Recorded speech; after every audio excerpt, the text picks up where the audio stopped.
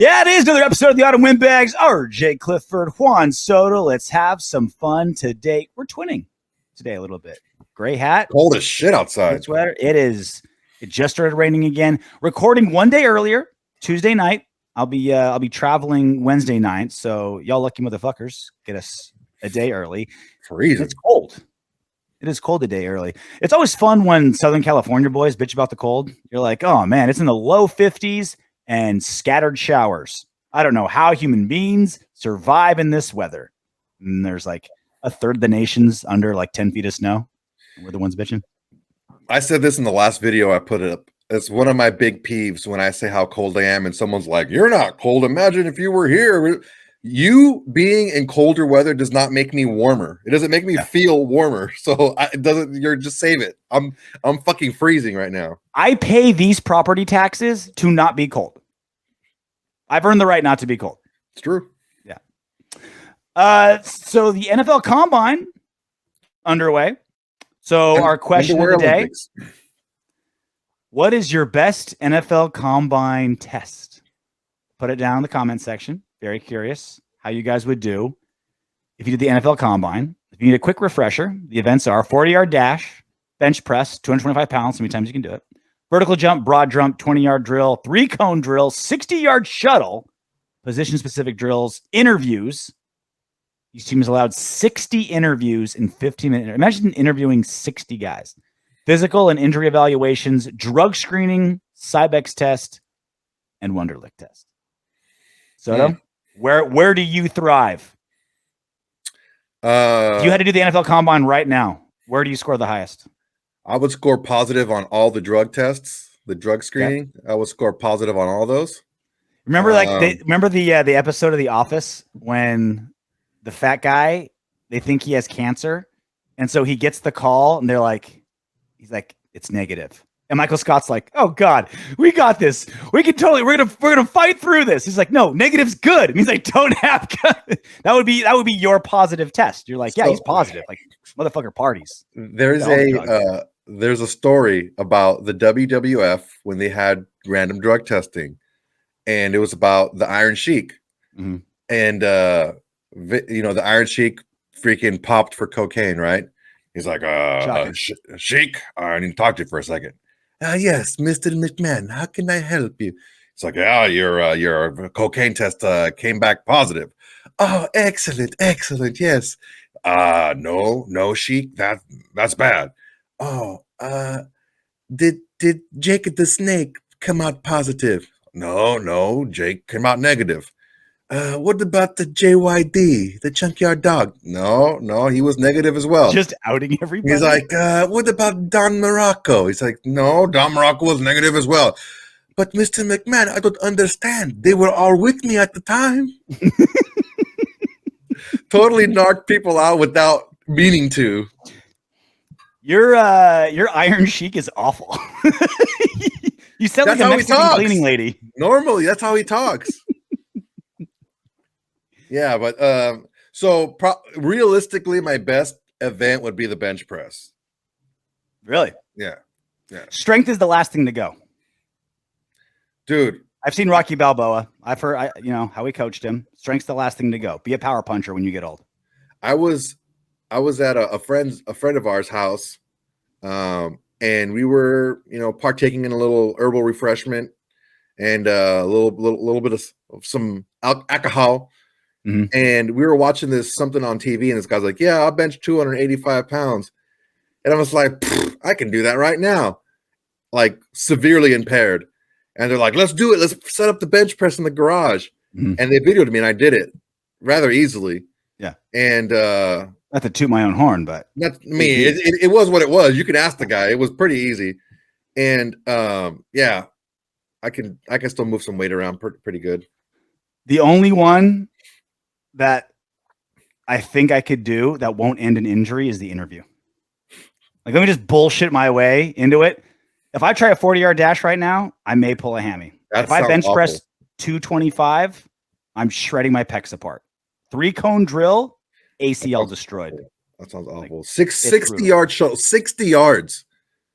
That doesn't make any sense. And changing directions too. Like, why would I want to do that? So you mean like the 2 plays a season where you may end up doing like a 60-yard scanter. Like, it just sounds awful. That sounds terrible. That's just like a war of attrition. That's just like a mental test. That's you do all that shit. How fast can my Achilles snap? Yeah. I'll throw out my back. I'm running and I'm stopping while I'm bending down to touch a cone. That just sounds like I'm tearing everything in my lower back. That really is just like an attrition test. Like, can you focus to do this drill and not have any tendons blow up? It just sounds awful. I am very good at the broad jump, though. Jumping broads, you know what I'm saying? Mm-hmm. Jumping because you're chasing them because they're running away from you? Listen. Or jumping over one broad to get to the other broad? It's all consensual. That's a legally binding contract. It's consensual. All consensual. What was that Quagmire line? He's like, you hear that? That's consent. Oh, what did he say? It was. I don't remember. God damn it! It was great. I gotta look it up. Let us know in the comment section, please. What was that? What was that Quagmire line? Like, you hear that? That's legally consent. Anyway, what is your best NFL Combine test? Very curious if you guys did it. Where would you score the highest on? Let us know. We're all old dudes here. So my favorite part of the NFL Combine, I'm not there watching guards run 40s. I'm not there. Like, I don't need that shit, right? Some of the info, cool. Someone blows me away with a 40 time or something interesting. Okay. Mostly I'm there to see who scores the lowest in the Wonderlic, just to like make fun of them. That's always fun, you know? Really what I like about the Combine is that it gets all the coaches, GMs, scouts, a lot of owners, decision makers, all under one roof, all in one city, doing interviews, talking to each other, all that stuff. That's what I love about the Combine. It is a content factory. A lot of stuff coming out. It's beautiful. And hopefully McDaniels and Ziegler are finding us a quarterback, finding us some defensemen, like doing their jobs out there, because that's what I like about the Combine. Not so much like, oh, I'm sitting there with a stopwatch to make sure this, the safety's 40 times below 4.7. It's, are you meeting with agents to make this team, fill the multiple holes that the Raiders have on this roster? So Josh McDaniels was making the media rounds, did a lot of them, and he went to my boss, went with my parent channel at SiriusXM, NFL Radio. And he touched on something that we've been debating a very long time, Soto, and what we hope he does. But will he do it? Here's what he had to say. Do you think you're better suited to take a young guy that you can personally groom? Because I know how good you are at doing that. Yeah. Or take a veteran guy who you have to translate everything to him in a hurry. We're going to keep, honestly, both avenues are options.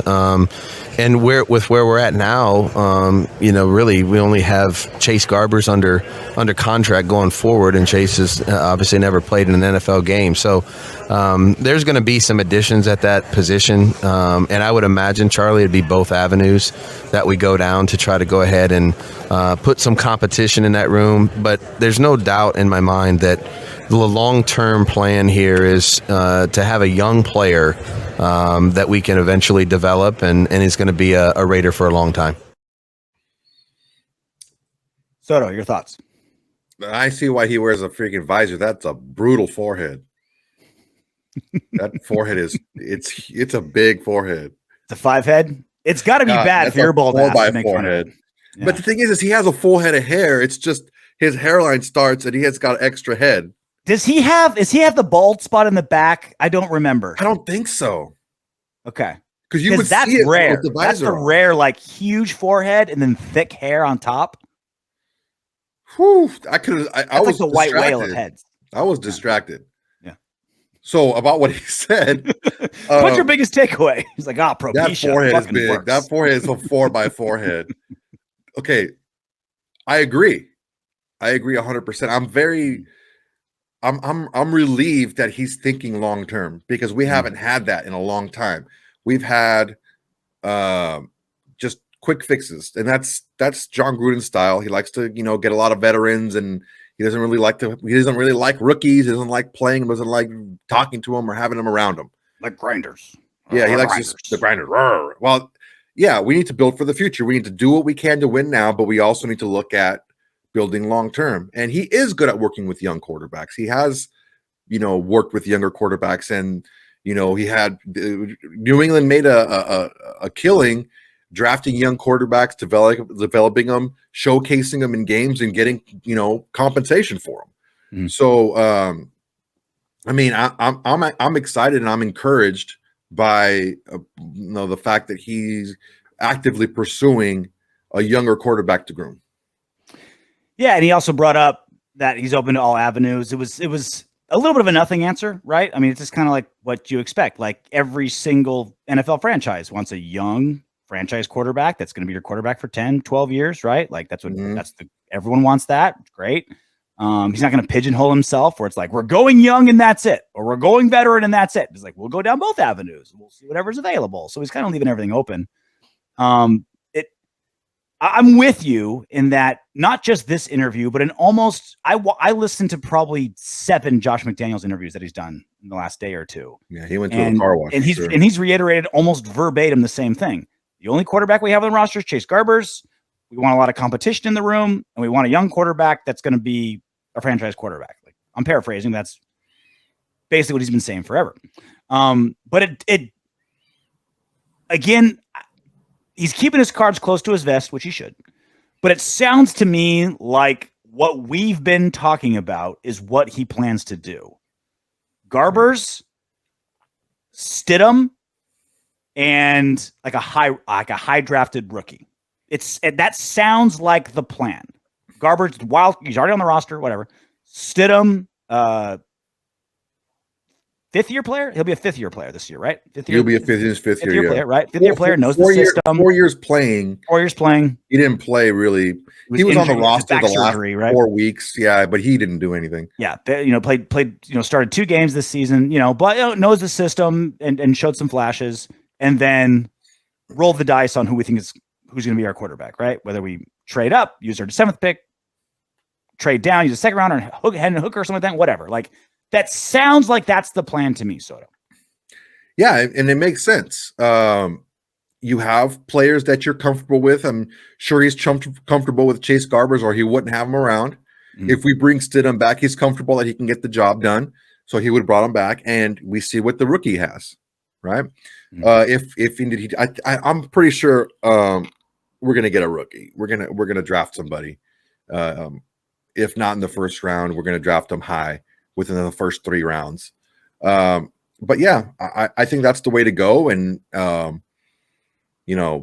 just have them duke it out. It's just smart. It's smart. You don't want it to go the indie route where you're just recycling one washed up veteran after another. Yeah. If you want, and this is the thing I've been talking about for a long time. If you want to build sustained success, not just a flash in the pan here and there, you have to build around someone that you can groom and you can really indoctrinate into your system. Mm-hmm. Yeah, we're not the Rams that are like one quarterback away from the Super Bowl, right? And they won the Super Bowl. We're not the Bucks that are a quarterback away from winning the Super Bowl, right? Because that is a recipe for success, right? 2 of the last 3 Super Bowls were won by first-year veteran coaches. Like, if you have the right situation, the right coach, the right roster, like if you're one quarterback away, then you're one quarterback away. Like, this defense, not that. This O-line, not that, right? Well, the thing is, before we go on with that, you have to take a look at the years leading up. So let's look at the years before they got Goff. The Rams were terrible. Terrible. Stafford. Yeah. Before they had Goff, because they still had a good team. Yeah. They just kind of switched. So before they had Goff, they were god awful.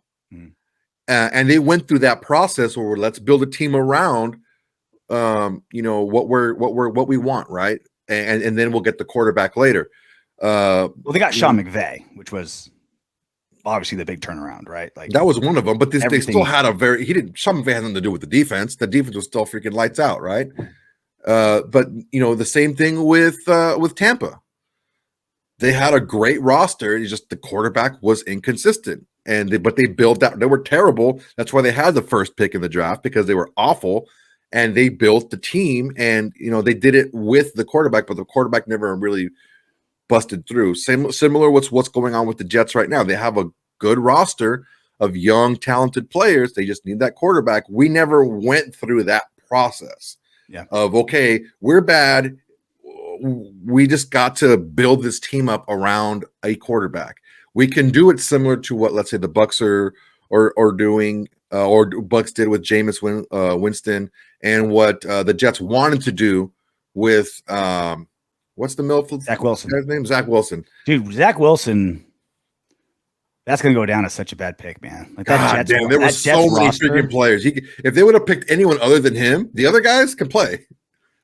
He can't. If they would have just like traded that second overall pick for like trade down and give us like Jacoby Brissett, like just like an average quarterback. God, dude, look, I know we talked about playoff team. I know we talked about Jacoby Brissett. He is a decent, average, maybe slightly below average quarterback with a shit reputation. With a shit rep, but dude, he can play. With that roster, he can win a lot of games. Yeah. I'm telling you, man, you will never, ever escape your draft spot. Ever. You'll never escape it. Like, think of all the like shit players who get chance after chance after chance after chance because they're a first round pick. Like, you will get every chance possible because you're a first round pick. Think of the 6th, 7th, roster or like draft picks that like you have to prove yourself 4 seasons in a row before they're like sold on you. Like, you'll never, ever escape your draft position for good or bad. So the question now moving forward that we've been asking for a while is, will Josh McDaniels and to an extent Dave Ziegler survive a potential rough development period for a young quarterback? Very, very rare that a rookie quarterback grabs it by the balls and goes. Like, very rare. Trevor Lawrence couldn't do it. Like, there's just so many, like, very, very rare that a rookie quarterback's like, okay, I proved myself year 1. He's good. He can take us to the promised land. Extremely rare, right? And so after the season that the Raiders have just had going, 6-11, that's what we were talking about. And we were both concerned about, Soto, is that Josh McDaniels and Dave Ziegler are going to go veteran quarterback, try to win now, just try to get 8-9 wins so you don't get fired, right?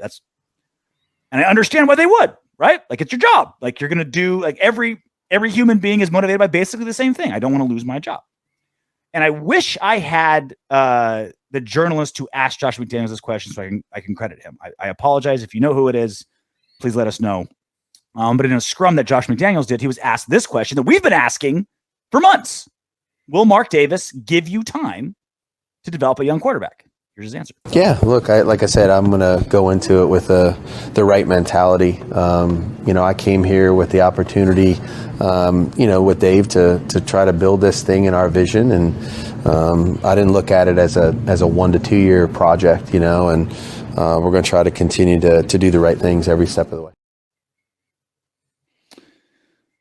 So he's definitely pitching the idea that Mark Davis has given him that opportunity. He's saying that was his goal the entire time, which we can debate whether we think that's true or not, because it feels like they went all in last season and it didn't pan out. We can have, we've had that discussion on why a million times, but it sounds like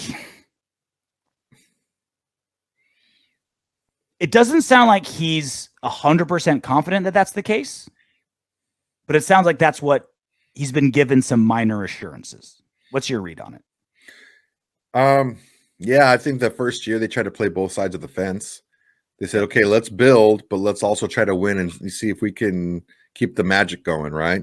Yeah. And now it's like, okay, well, yeah, this roster was what we thought, especially defensively, devoid of, talent at most positions. Let's build it the right way. And I think that's really all you can do. They would have got, especially McDaniels, especially after what happened in Denver, he would have gotten absolutely killed, even more so than he is now, if he would have done the same thing coming into a team that just made the playoffs. They had to try to win, even if they knew, okay, yeah, man, yeah, it's a little smoke and mirrors, it's like, but the optics would be awful if they came in and tore it down and they won 6 games with, no talent, not even trying to win. So they had to at least try. They didn't handicap themselves for a long time down the road, right? He didn't have the John Gruden, like, do whatever you want. Like, trade away Khalil Mack, trade away Amari Cooper. Yeah, before the first snap, rip everything down. He gave away 2 of the last 3-year freaking, first round picks. Mm-hmm. So, look, whatever happened, we're here now, and what they're saying, which is Mick Ziegler, what they're saying is, let's build this the right way. Let's build this nice and slow through the draft. We're not going to try to build through free agency. We're going to fill holes through free agency, but that, we want to build through the draft. So, we heard Ziegler say he doesn't want to make decisions with his job in mind. He wants to do what he thinks is right, which is refreshing to hear. And I think, Josh McDaniels echoes that. It was definitely a pivot because they definitely tried to win big this last season. They obviously invested all in this season, right? Trading away first and second rounder for Davante, big sign with Chandler Jones, older veteran. They definitely tried to win this last season and didn't pan out. So now they're pivoting, which is the right move. It is a correct move, but it's kind of like you're making a great shot out of the bunker, right? Like, all right, you're off, you're driving and you go into the bunker. You're like, shit, that was a bad move. It's like, all right, I got this great strategy to get us out of the bunker, right? I can get us to the green from the sand pit, right? That's kind of what it feels like. It's like, all right, bad drive. Really, we completely missed the green, right? We're in the rough, bad, 6 wins. But here's our strategy to get out of it. So that leads us back to what that's the correct decision. That leads us back to what's Mark Davis's patience for that. It's like, all right, we're in the rough. All right.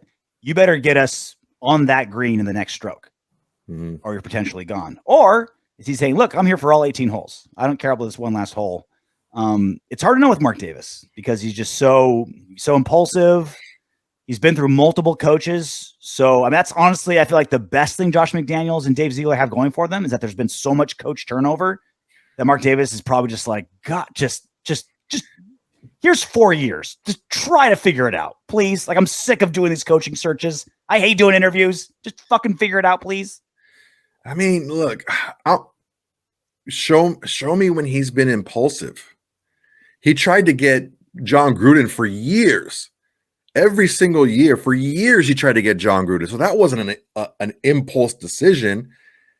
He just, he had it with Del Rio because of the collapse in 2017 and the way the locker room was. And he was finally able to pry him away from the booth. And he had to give him a lot to do it. Was that an impulsive decision? I don't know, man. We heard from everybody that he was trying to get John Gruden for years. Okay, so my answer to that question would be Jack Del Rio had one of the best head coaching records of the last 20 years with the Raiders, right? 2017 bad season, but he had a great record compared to the rest of the guys. So it's like, okay, one not good season, and I'm kicking to the curb. Well, we have to take a look at too is the stuff that we were hearing about the locker room, and Del Rio coming out with some comments last season. Maybe we're a little bit insensitive, and it could have played a part in that. I don't know for sure, but we don't know what happened. I do know that him wanting to hire Gruden was not impulsive. Him being able to get Gruden and be like, look, man, this shit went sideways. What is it going to take? Give me total control. Okay, you got it. Yeah. Now that's totally illegal. That's completely illegal. Like, you can't do that. Maybe impulsive is the wrong answer, but emotional with his decisions. Hey, I'm John Gruden. I want everything. I want a 10-year, $100 million contract and GM powers. I think that he gets painted with that brush unfairly.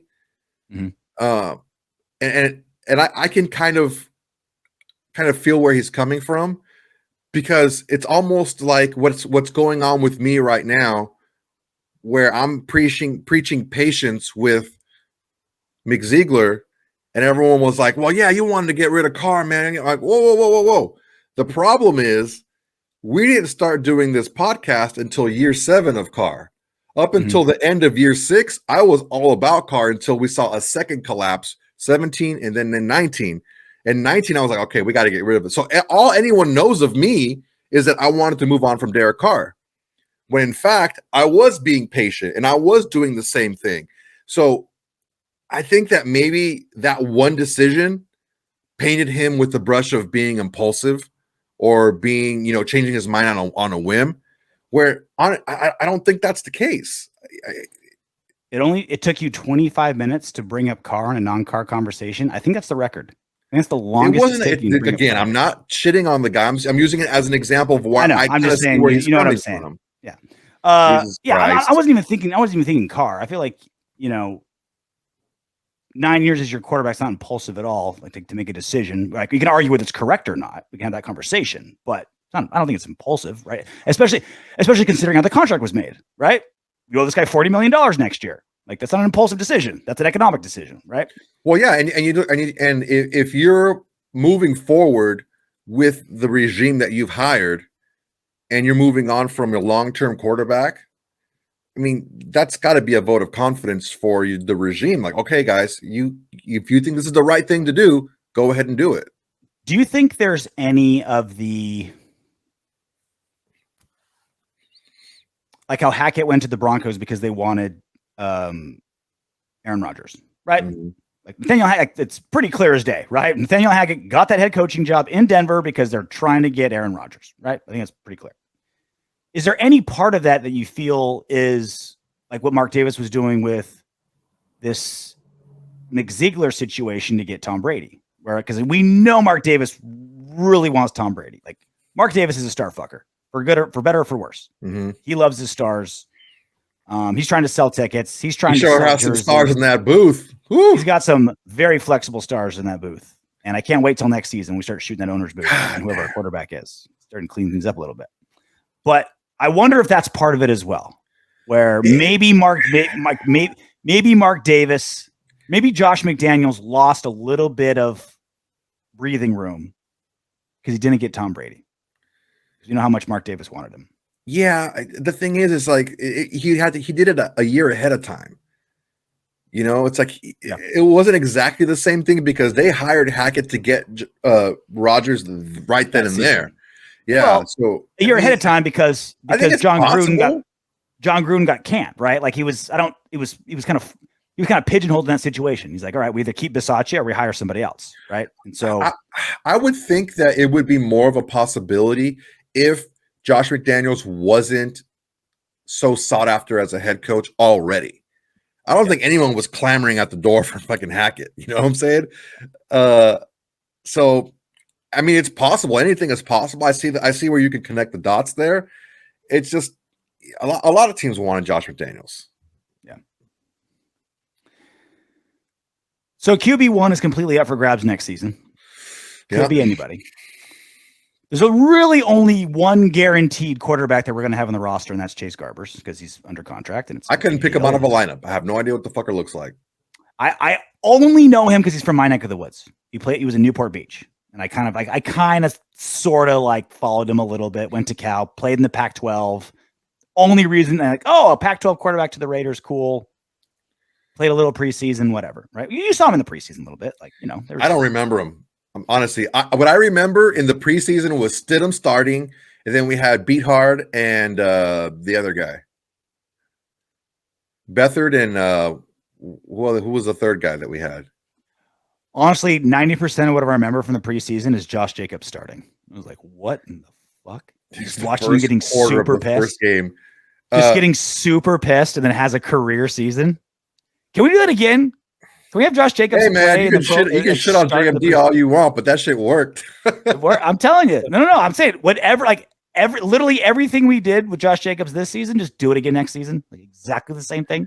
Awesome. Who was the third quarterback? It wasn't Garbers. It was two veterans. It was Beathard and another one. Couldn't tell you. Yeah, me either. Sorry. Couldn't tell you. I'm not wasting my brain cells on that shit. But Jarrett Stidham, I think we both agreed there's probably a 90% chance he's on the roster. next season. He didn't play. He played well enough. We're like, hey, let's keep him in the room. Let's keep him in the building. He knows the system. 2 games, flashed a little bit. Like, okay. The team responded well to him, yeah. So, yeah, like he seemed like okay, this is a football player I want as a Raider. I want the silver and black on his back. But he didn't play so well where any of the other 31 teams are like, oh, that's our starter. Yeah. Let's throw 30 million at him. Let's get him. Like, he didn't play that well, didn't play enough, right? So it's the perfect combination of you played well with us where we want you back, but not so well that we're going to have to really go to the negotiation table and like really fight for you, right? Yeah. So it's like the perfect amount to keep him as a Raider. I think we both kind of agree, like, let's get a great guy and have him be our backup. Right way to go. I mean, look, a super small sample size. What, you had 1 drive against New Orleans, and you had 2 games against 2 teams that were in the conference championship. Mm-hmm. So, because of that, yeah, he looked good. You know, he looked good in spurts. But if he is the number 1 quarterback coming into next season, I think it's because he showed enough getting first team snaps. Like, he's never really had that before. He has backup snaps because he's never really been in the running to be a starter.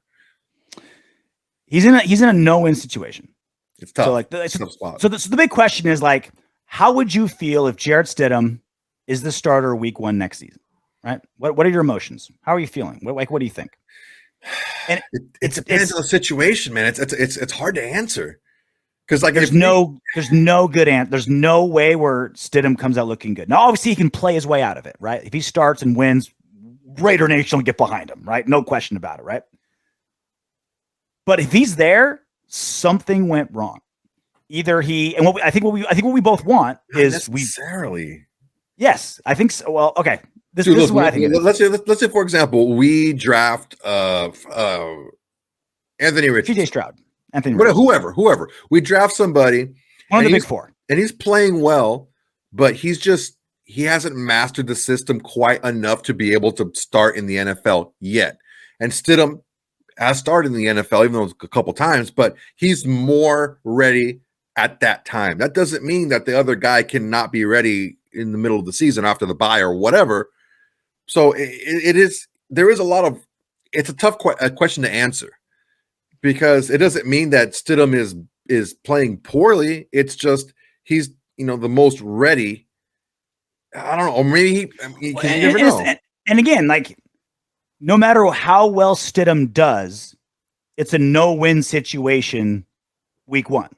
Now, again, he goes 3-0, playing great, then we all do 180s. We're like, team fucking Stidham. I'm getting a jersey, like the whole 9 yards, right? Like, if he does, like a Brock Purdy, like, we're all on board. That's not what I'm saying. I'm saying the day before Sunday afternoon, week 1, Josh McDaniels says, Jarrett Stidham's our starter.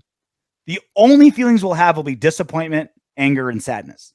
Because it either means we didn't make any effort to get somebody better, and he's just like, all right, he's our starter, and that's it. We're like, fuck, you couldn't, all this talk about getting our next quarterback, and you didn't.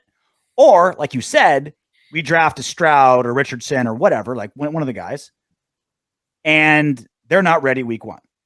Now, it could be the correct, I'm not saying it's the bad coaching or bad personnel decision to have Stidham start while the rookie gets ready. I'm not saying that. I'm saying perception-wise, where if you're drafted in the top 7 as a quarterback, these days you are expected to start week 1. That's just how it is. Right or wrong. Didn't start week 1. Josh Allen guys do week 1. Most guys do, though. Yeah, it all depends on it. It just depends, man. I mean, Tyrod Taylor was there both times. He was there with the Bills with Josh Allen and with the Chargers with Herbert. But yeah. I mean, it all depends because I'm not saying it's a long-term failure. I'm not saying it's a bad personnel decision. I'm not saying it's doom and gloom. I'm saying it's going to feel like our high drafted rookie quarterback may have been a mistake. I don't at that moment. So. I think so. I don't feel that way because we know what a hard system and an intricate system Josh McDaniels runs. I don't see that being a negative, but to make a quarterback sit for a little bit. and learn and get used to the speed of the game and the processing of the game from the sidelines. I don't see that being a bad thing. The flip side to that is I would argue that the best way to learn is by playing. So even if he is behind, you also don't want to get him beat up either, man. Like that's such a myth, though. Like that's like how many rookie quarterbacks got so beat up because they didn't know what they were doing that they never amounted to who they were supposed to be. Like that's such a tiny. Well, we don't know what they were supposed to be. That's the thing. Well, then how many of them got so like physically beat up? Like what? Like, well, you're the one that said it. You said you don't want a young quarterback getting beat up because he's not ready. Like, well, what young quarterbacks got beat up because they weren't ready? I think they all got beat up. I mean, I think you learn more from playing than anything else. Yeah, but if you don't have enough of a grasp of the offense, how do you grasp more of the offense? Practice, reps, mental reps. Playing, right? Yeah, well, that's a part of it. It's not all of it, though.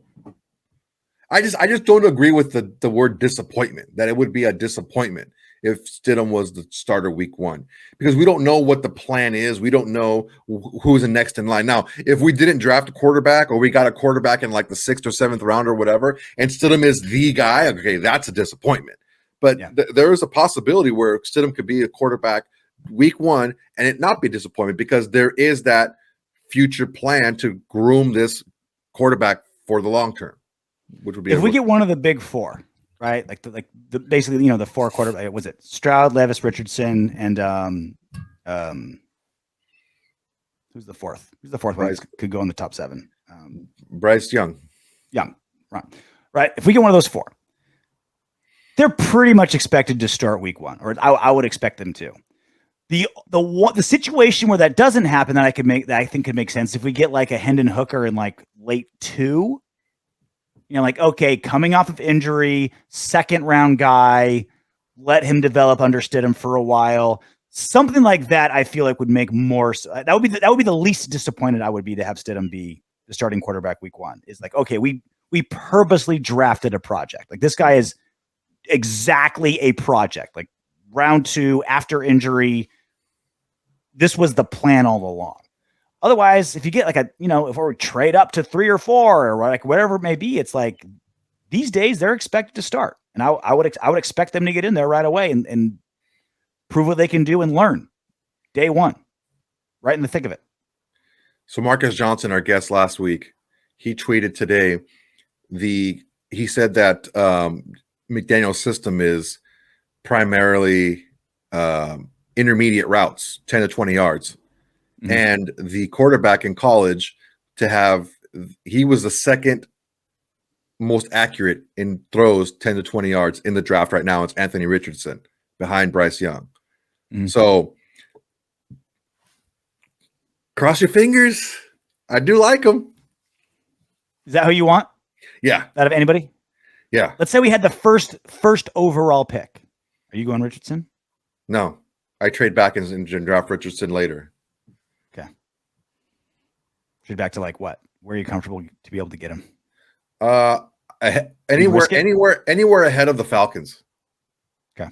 I think the Falcons are going to be the one that, because they have a core of big targets, young big targets, and it's like you at the singles bar. We're young big targets, bro. I'm telling you, I've taken down some freaking whales in my day. Literally like Atlanta bars.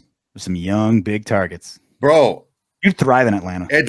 Atlanta is like, seriously, it's like 6 to 1 chicks to dudes. It's crazy.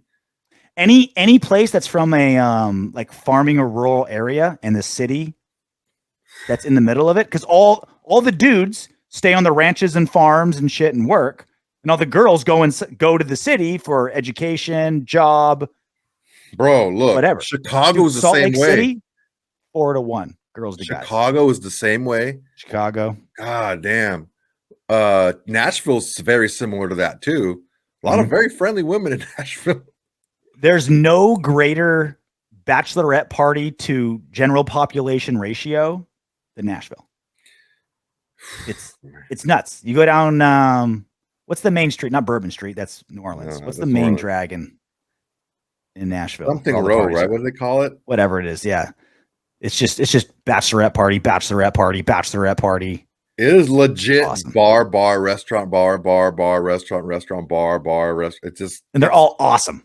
and they're all great. Yeah. It's so awesome down there. But man, Atlanta, dude, Atlanta was, it was crazy.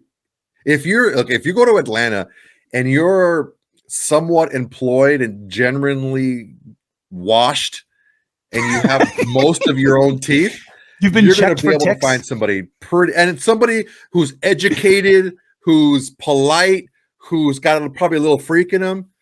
I'm telling you, Atlanta's I don't know anybody a like that. great city. I heard Atlanta strip clubs are like Cirque du Soleil. It's just Next like level. it's just like they're there for the performance. It's like I'm gonna booty clap whilst inverted, and I'm gonna pour Cristal out of my butt cheeks into your mouth. Okay. Give me your top 5 strip club cities right now, off the top of your head. Vegas. Oh Vegas, no! Vegas. Stop. It's Vegas is night and day, dude. There's Vegas, It's night and day. Atlanta, Tampa, Toronto, and Portland. Portland has more strip clubs per capita than any city in America. Dude, it's so like Toronto is weird. My aunt lives in Toronto, and she's a lesbian, which is pretty awesome.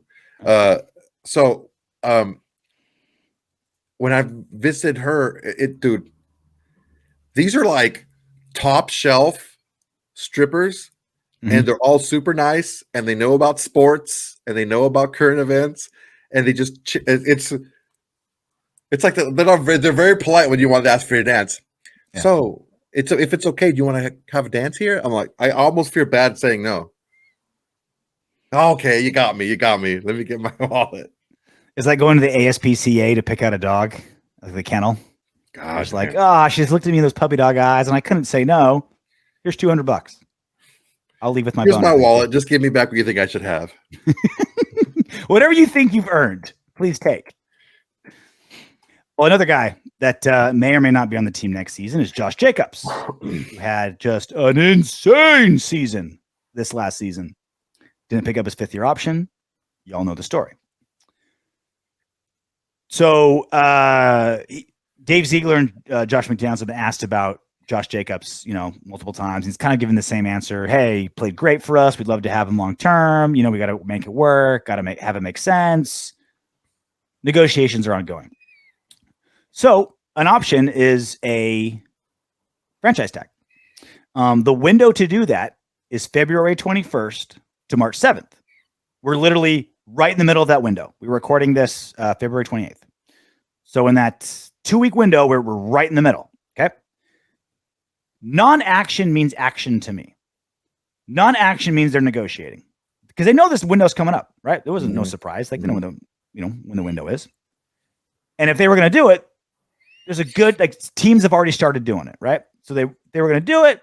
If they were really excited about it, knew what they're going to do, there's a good chance those wheels would have been turning right now. So we're going to assume, and I think rightfully so, negotiations are pending. Jacobs tweeted this out the 24th, so a few days ago. It got to make sense for me. So not angry, not begging to stay, not giving the double bird. It's that definitely sounds like you got the first contract offer from the Raiders, and now you're just kind of shrugging, like, it's got to make better sense than that. Mm-hmm.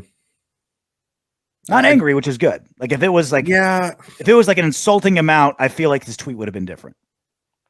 I mean, I've also heard a report that he said that he wouldn't mind being franchise tagged if he was let in on what the plan was. Mm-hmm. I just think that $10 million for one season as a running back in 2023 is a guy coming off of a freaking rushing title. Yeah, that's pretty damn good. Mm. So he's gonna get franchise tagged, dude. I mean, let's just be honest. He's going to get franchise tagged with the way that the team can franchise tag him twice. Yeah, and still be able to sign him long term. He just seems like a guy that when it's a contract year and the fire's on his ass, he plays lights out. And so repeating that exact same scenario, it's like, all right, let's do potentially another contract year. But this time you're making $10.5 million and you've already gotten like he'll forever be an all-pro. He'll forever be an NFL rushing leader. Like that is an achievement that is staple to every job interview for the rest of his career, right? He's got that in the bag, right? Yep. It'll never, and we talked about it before. It was a hard rushing title, 900 yards after contact. Yeah. This isn't like the Shanahan Broncos years where the offensive lineman cheated and you can just throw any Tom, Dick, or Harry back there and they're going to rush for 1,500 yards. Like that. This wasn't it. This wasn't the Niners' incredible like blocking scheme and all pro linemen. Like this wasn't that. This was fucking Jacobs just grinding and saying, "Oh, you're not going to give me a 5th-year option? Fuck you! I'm going to go get a rushing title." Right? That's what I'm saying. I think we franchise him and let him treat it just like last season. You are on a 1-year deal. Franchise him again and then let him walk. Because you're gonna have you would have had the best years of his career already. You'd have the best 6 years of his career. I put a poll question on our YouTube. What should the Raiders do with Josh Jacobs? Franchise and keep, franchise and trade, sign him to an expensive long-term deal, or let him walk. 63% of you said franchise and keep, 20% long-term deal, 11% franchise and trade, 6% let him walk. Very rarely do big money running back deals work out. Yeah. Especially towards the end. The best thing you can do, I mean, the perfect scenario for us would have been if we did get the 5th-year option and then franchise him twice. That way we got 7 years of his best football, and then we walk away. Mm-hmm. But as it is now, we'll get 6. I think we should franchise him twice, let him walk. It's a business. We have too many holes, thanks, Grayok, too many holes in a bunch of areas to be spending more money on a skill position, especially a position like running back.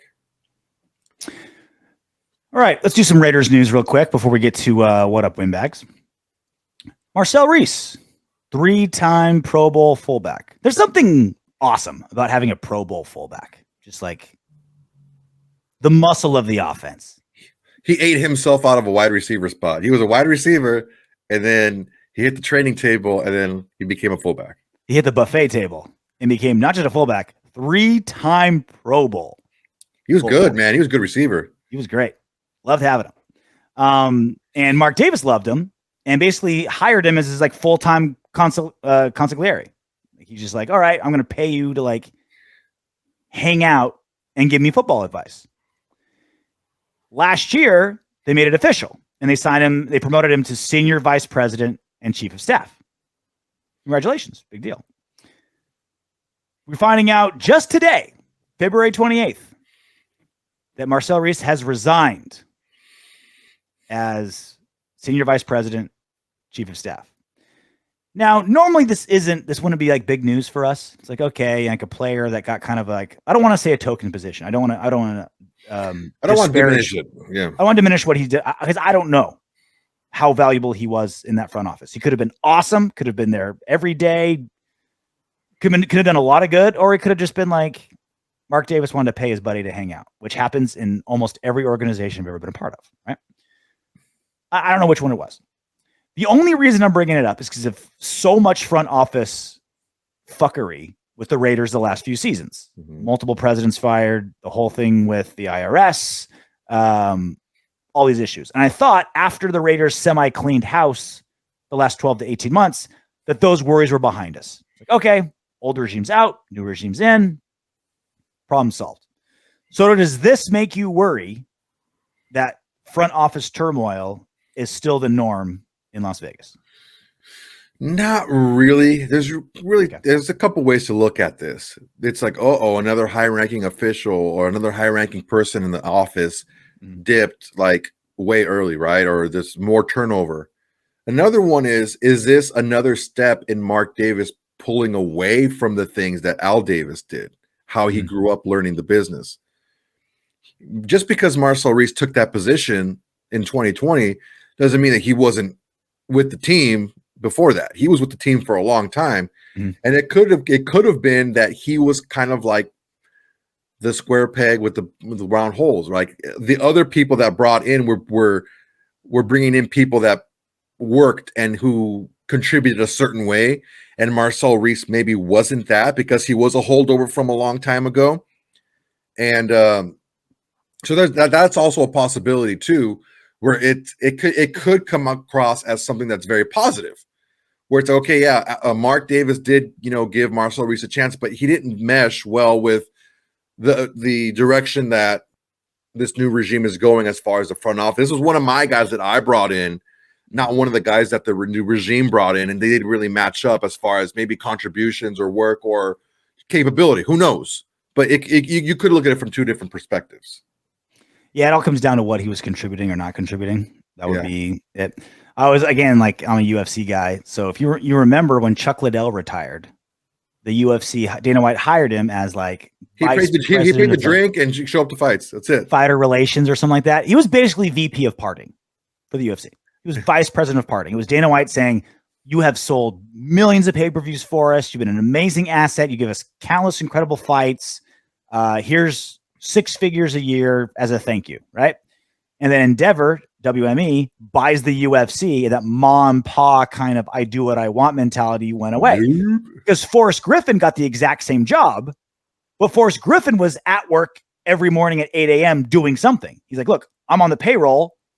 Let's put me to work. What do you want me to do? Let me contribute. Let me start doing stuff." Forrest Griffin kept the job.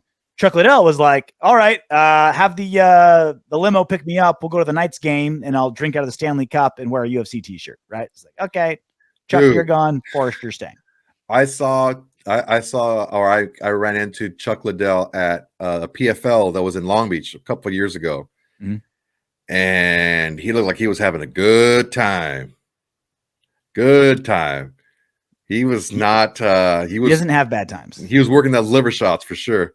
Yeah. He wasn't bestowed that vice president of partying. He earned the position. Oh yeah. There was no other choice. There was no other choice. So again, Josh McDaniels has been making his rounds at the combine, and he was asked by Andrew Siciliano about a player that he knows so well that recently retired. Take a listen. Josh, do you believe Tom Brady is retired? I do, and he's a great friend of mine, and I won't go into my conversations with Tom. Those are private, but I think he's at peace. No chance. I think he's at peace. Okay. And I think that we're both at stages of our life where there's other things beyond football that we have to consider, and I certainly think that Tom has been a great father, a great friend, a great player for a long time, and I think he's going to do what he needs to do right now that's in the best interest of him and his family. Andrew Siciliano loves being dramatic.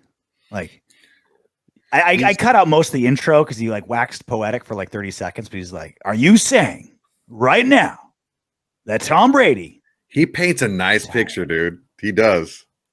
He's like Michelangelo with vocal cords.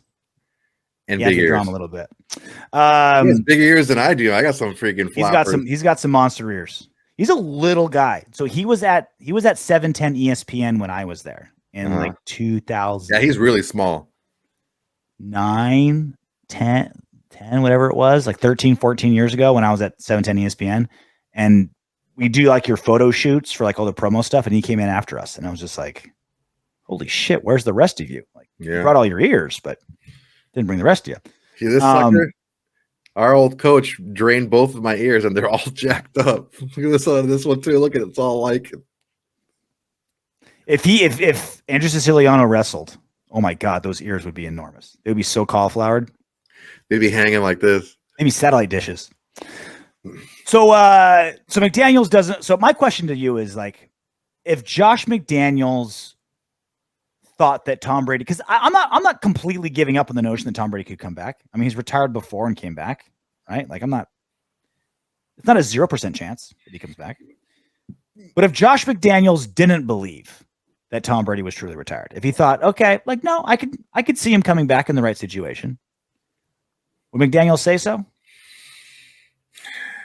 I definitely think that there's a way to answer that without answering it the way he did now, and still be true to any information that he has. Yeah. I believe that he's retired, but you know what? He is a really good competitor. He keeps himself in really good shape. The possibility is always there. But right never now, say never I type don't of think thing. So. Yeah. I right now, I don't think so. But again, he keeps himself in such great shape. He's such a hard worker. He's such a competitor. You just can never rule it out. So there's a way you can answer it without betraying anyone's trust. I think he left the window open slightly when he said he's at peace multiple times. Like when Siciliano said 0% chance, he said he's at peace. Which, and in fairness to McDaniels, I'm sure they're friends and I'm sure they've talked about it. But is McDaniels like the number one confidant for Tom Brady? Probably not. Not like Tom Brady's dad or, there's probably people in Tom Brady's inner circle that's closer than Josh. Well, McDaniels. Definitely number one in that room, right? Right. So, but yeah, I think the whole he's at peace is Josh McDaniels saying, okay, from where I'm sitting, I can see a guy who's at peace with his decision. Now, I thought he was probably at peace with his decision last year when he came back. So I don't think he was at peace last year when he retired, because everything he talked about was what other people wanted, and this is what this is for other people.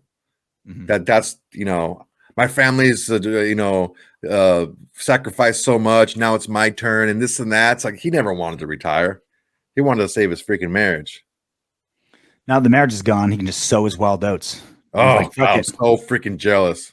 We'll let the nannies take care of the kids. That Ted 2 scene where they pulled up the blanket and they saw his dick and they wanted to get some of his Tom Brady's sperm.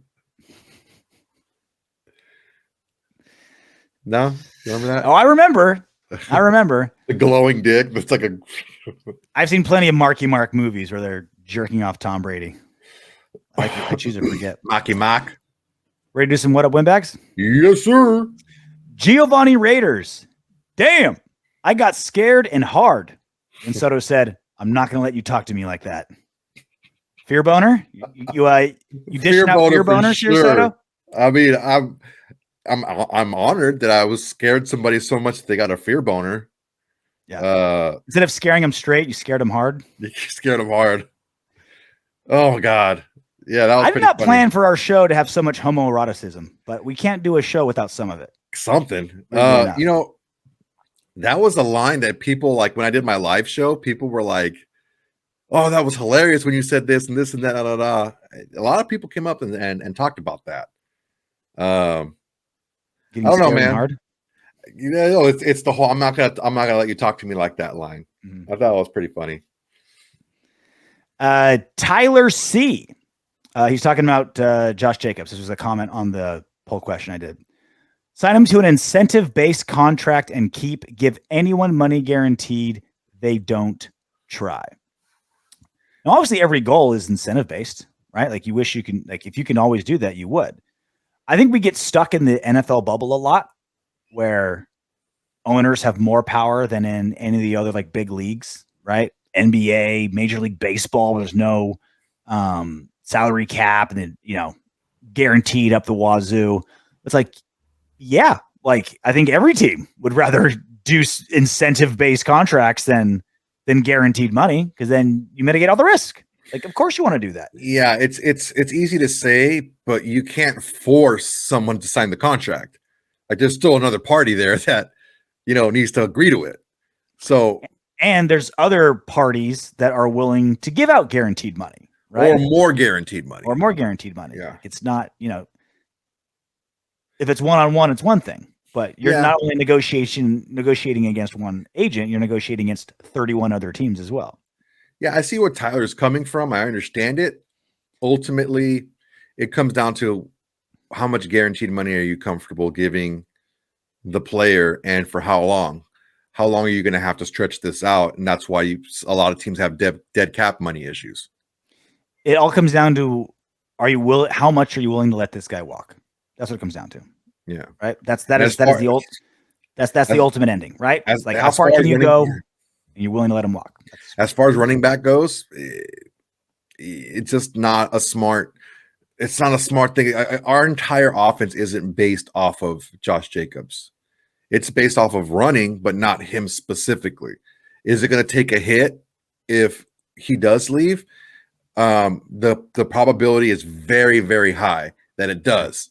But again, it's such a low return on investment when you pay a running back big money.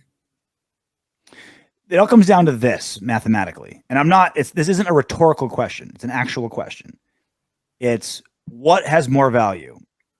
Josh Jacobs at $10 million next season, who, let's say, like, that's 100% rushing, right? Like, that's the best, like the best of the best, right? 100%. Josh Jacobs, $10 million. Mm-hmm. That or Zamir White at $800,000, whatever he's making next season, and 80% production. Like, let's say, for every 5 yards Josh Jacobs gets, Zamir White would get 4. Is that worth it? Is it worth $10 million for an extra 20% production rushing? I'm not saying yes or no. I'm saying you need to think in those terms. That's the question. Yeah. That's like, and again, is the math exactly right? Like, it could be 50%, it could be 90%, but like you got to think in those terms. Like, yes, absolutely, pure football. Sign Josh Jacobs for the next 5 years, but we have 9 million holes on defense. Don't even have a quarterback. Like, we need the money. Thing is too, man. It's like even running backs that earned their contract, the Christian McCaffreys, the Zeke Elliott's that earn big contracts, they're kind of hit or miss too. I mean, CMC stayed healthy last year was the first year that he stayed healthy. He missed significant time. CMC's not on the same team where he signed that deal. Yeah. And Zeke is getting outplayed by rookie? Tony Pollard a rookie or second year? No, he was just like a third year guy, third year guy. But a guy on a rookie contract who's not making anything. Right? Yeah. Like,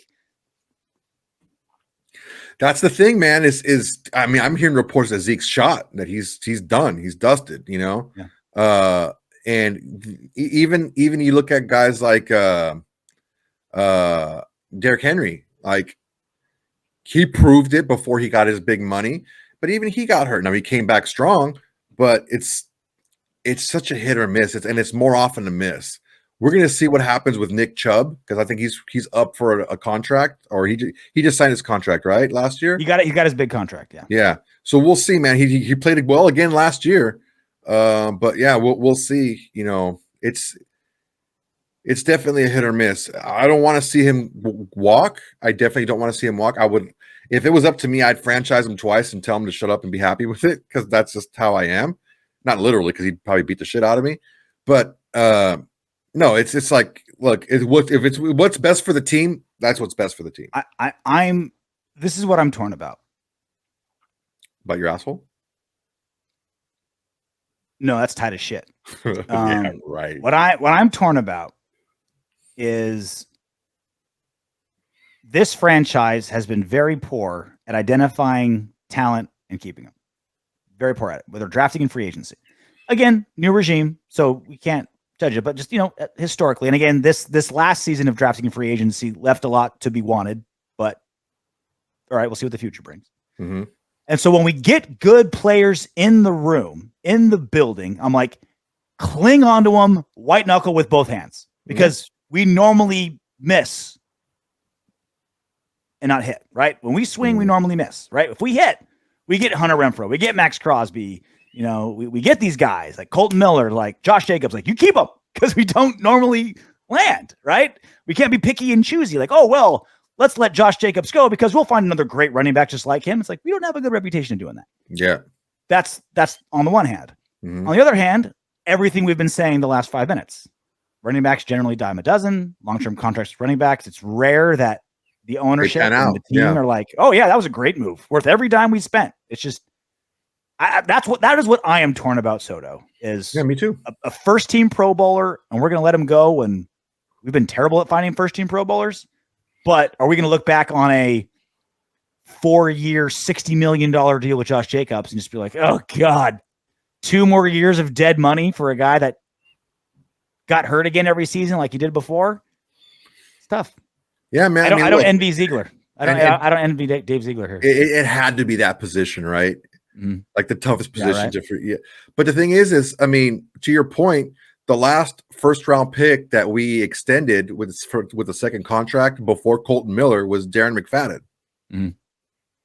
So it's been a long time, since we gave a second contract to a first-round pick, let alone one that obviously is, the best person at his position in the league. Mm-hmm. Funky Hairman, love you guys, but it's tough when mommy and daddy fight. Seriously, sometimes you and RJ have disagreements that go a little bit longer than I like. There's a level of entertainment there, but you should work on the flow, in my opinion. Really happy to hear about your long-term plans. Maybe it's time to become a member. So there will be a membership thing coming up. There will be swag coming up. We're just waiting for the right time. We want to get our subscriber base up to the right place. We want to do it right. We're not going to rush into this kind of stuff.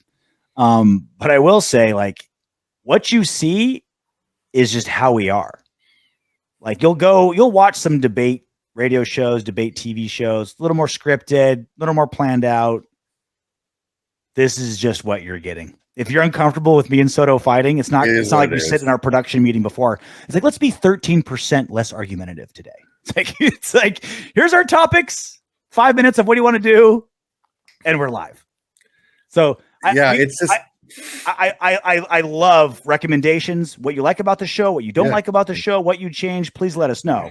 And maybe maybe we can pull back or go harder. It's not like we go into shows. No, okay, we're going to fight here. Yeah. It's just a lot of things have to fall in place for it to happen. This is the other part too that you need to understand. You don't realize it because whenever we go into something we disagree about, it lasts 30 minutes and it gets passionate. But Soto and I agree on like 85% of things. It's just that little bit. It's just the things we disagree about, we discuss constantly and they go forever. It's like, and it's normally big things. It's not little things that we disagree about. It's like big, which is why we keep coming back to it, right? The starting quarterback, right? What's the most important fucking thing for a team, right? The starting quarterback. Of course, it's going to come up a million times. The coach, the front office, coach, right? But like, let's say like the 50 things we discussed on this show, 48 of them were pretty much in lockstep with each other. Yeah. More or less. It's just when we do find something we disagree about, we don't let go. We have trouble letting go. Yeah. Gotta be like Elsa. Gotta let it go. Right? Let it go. Sing it, Soto. You don't have any kids. How do you know all these like new Disney terms and songs? Bro, I have, you know how many kids I've actually like raised? I raised a lot of kids.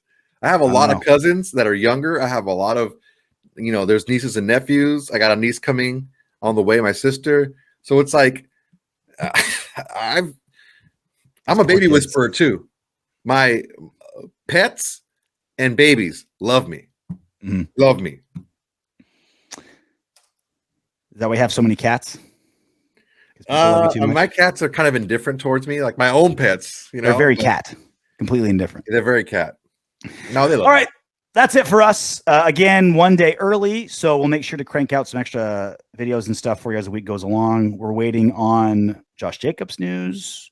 We're waiting on Derek Carr news. Anything that Josh McDaniels, Dave Ziegler say at the combine, all news as well.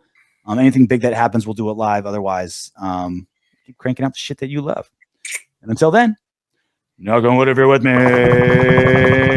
Congratulations for making it all the way to the end of our video. If you want Darren Waller to catch 20 touchdown passes next season and for Max Crosby to have 30 sacks, go ahead and subscribe and click the next video.